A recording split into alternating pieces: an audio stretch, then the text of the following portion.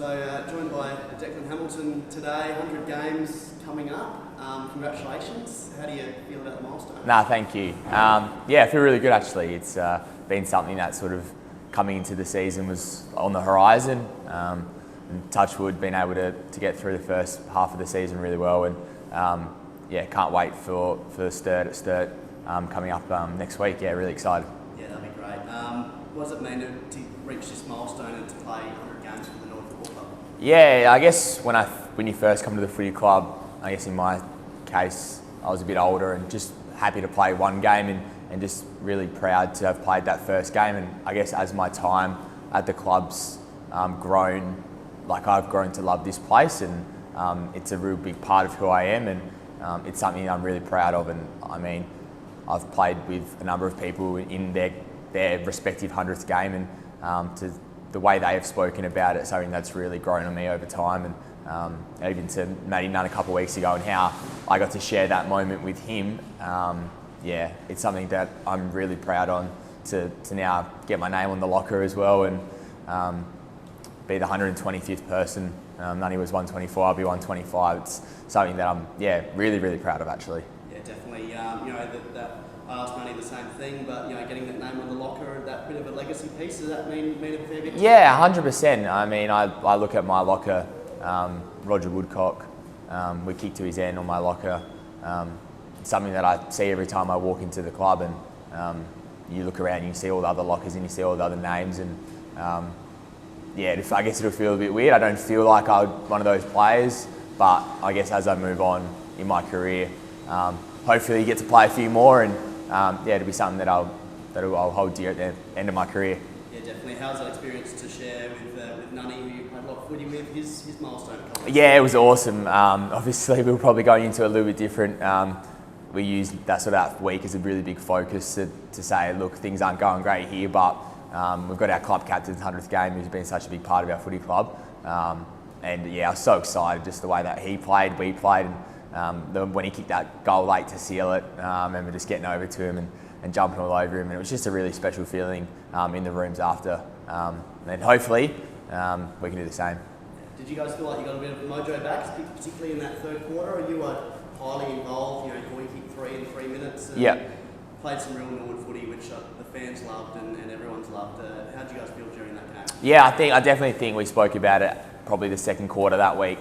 We went into the breeze down at South, and I mean, we were able to kick 3 or 4 and keep them goalless into the breeze. And coming in at half time, I think that was the watershed moment of the year so far, and how we were able to turn it around. And that third quarter was obviously some really powerful footy in terms of the way we were able to move the ball, which sorry hasn't been something historically that we've been able to score those big scores, but to pile 7 or 8 in a quarter was really powerful. And I guess we backed it up last week against Port at home, playing a really tough second half where we were just able to grind, and even that last quarter to kick the 2 goals and only give up the 1, and just fighting those moments late in the game that kept us in it was really pleasing to see. So yeah, I definitely feel like we've got a bit of our mojo back, and we've spoken about anything's possible the remainder of the year, so can't wait.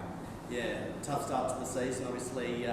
Don't need to dwell on it too much, but how much did the group just need a win, and how much better is the feeling around the group now? Yes, it's just getting that first win was obviously a bit of a challenge. We'd obviously been building for probably the 3 or 4 weeks before the first win, and probably found ourselves in some positions where we weren't able to get over the line. And yeah, as much as it's funny to say, sometimes you just forget how to win those close ones, and by just being able to win that one down at South gave us so much belief and confidence the following week, and we got ourselves in a really close game, and just felt out on the ground that there was a bit more of an edge and a little bit more of a belief that we weren't going to lose this game, and it turned out that way. So yeah, good signs moving forward, I think. Yeah, definitely. Obviously, tough times to start the year with probably some of your lower points, but what are some of your highest highlights at the club? Yeah, I was actually thinking about like what have sort of been the best moments in my time. Obviously, like the premiership last year and that finals run is something that I'll be forever proud of.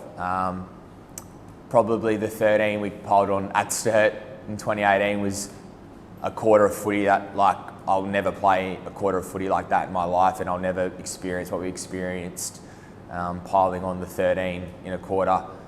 and then probably the games at the start of the year when we play Port. I think early on in the year, generally around that Easter time, I vividly remember a couple of Friday nights here where there's been 6,000-7,000 people. Going back to Twig's first game in charge as well, I think we beat Port by about 40 points here, and it was just the buzz and the energy that you get early in the year at the parade is something that I enjoy, and I love when the fixture comes out and it's Port or Sturt or North early in the year here, and it's just those big games on a Friday or a Thursday night. They're the ones that I enjoy and I love being able to play in. Yeah. You mentioned Port Adelaide a few times there. Obviously, you started your SANFL Yep. journey there. Talk us through some of your younger days coming through the ranks. Yeah, obviously I was aligned to the Port Adelaide zone where through I lived in Parafield Gardens growing up. So did my 15s, 16s, 18s and played a bit of reserves footy in 2013. And yeah, I love my time there. I think it's, as much as I love this footy club, but I think it's a shame what sort of has happened to the Magpies. I remember being a Magpies junior, and a lot of the way my elder teammates felt about the Magpies was how people here feel about Nord. We're obviously two really big, proud, historical clubs, and I think to a degree that's what drew me here when I decided to come in 2018 was the fact that I'd been at a club with such big, proud history as a junior, and we obviously have a huge rivalry with Nord, and I always had such a respect for Nord. Sort of drew me to the footy club, and I love my days there. They were awesome, but I'm really proud and honoured to be a Nord man now. Yeah. Drafted to the Western Bulldogs in 2014, I think 39. How was that moment? Yeah, it was. It was.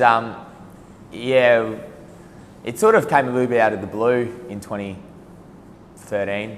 I was sort of just playing some regular footy and was very lucky that sort of had a bit of a purple patch at the start of my draft year, and before I knew it, I had my name read out and headed off to Melbourne for a couple of years to play for the Dogs, and I loved my time over there. It was difficult, it was challenging. I was an 18-year-old boy packed up from home and moved away, but so many lessons that I learned in my time over there I've brought back to Nord, and being able to educate my younger teammates now with some of the things that I learned over there is something that I still hold pretty proud to myself. So yeah, fantastic.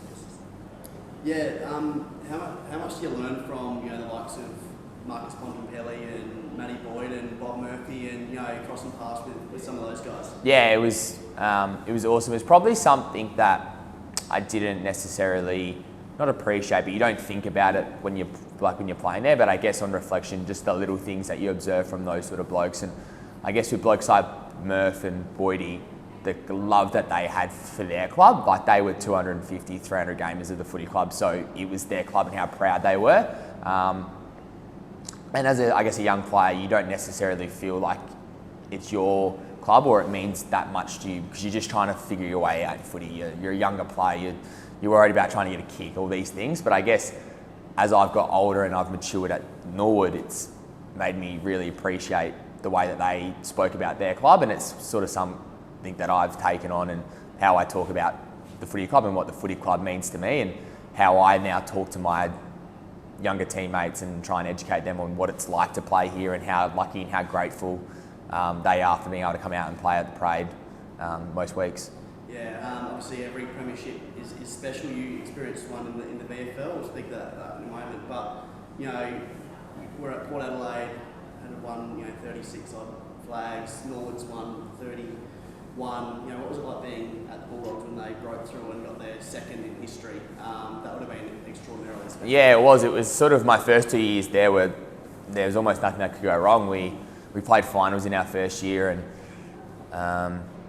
when no one expected to, and then we went on that magical run through September in 2016, and very lucky to sort of win the VFL flag the week before in 2016, and that whole week of winning a flag and then it building into the AFL side, beating Sydney and what followed was something quite amazing, really. And something that I am very proud of, to be able to say that I'm also a VFL Premiership player in a different stage of my career, a younger stage, and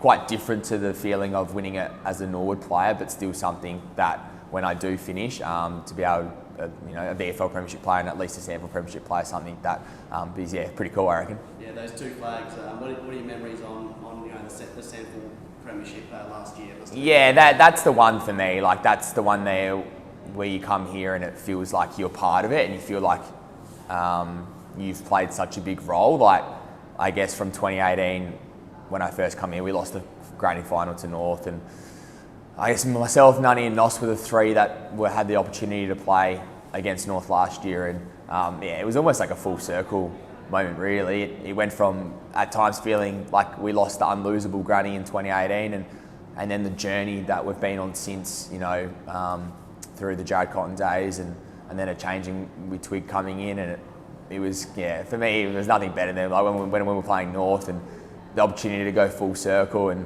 to feel the hard work over the last 5 years, or 4.5 years, sort of all, the way it ended with Nos kicking the goal, it couldn't have been scripted any better, and it's something that I'm so proud of, and the greatest day of my footy career for sure. Definitely.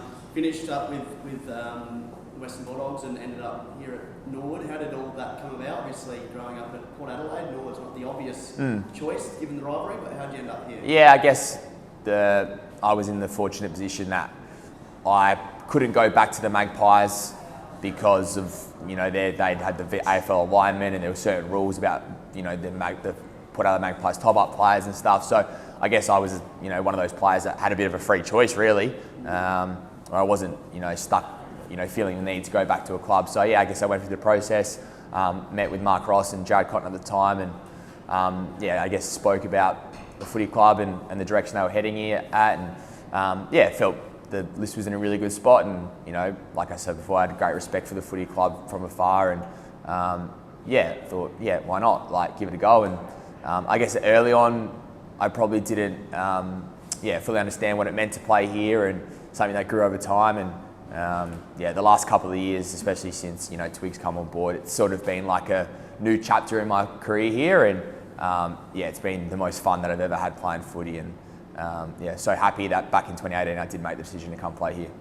And primary school teacher by trade, involved with the junior coaching here as well. You enjoy that? Yeah, I love it. I guess it's something that I've sort of done a little bit over my first couple of years at the club, and the last couple of years Harry Boyd and myself have taken on more of a heavier role with our 13s and 14s development squads, and I think just being able to give back to the younger players in our pathway is so important to not only give them the coaching and the football advice and all of those things, but just to have a presence off field is something that I'm really important in showing that this footy club does mean so much to me. So how can I give back? The footy club's given myself so much.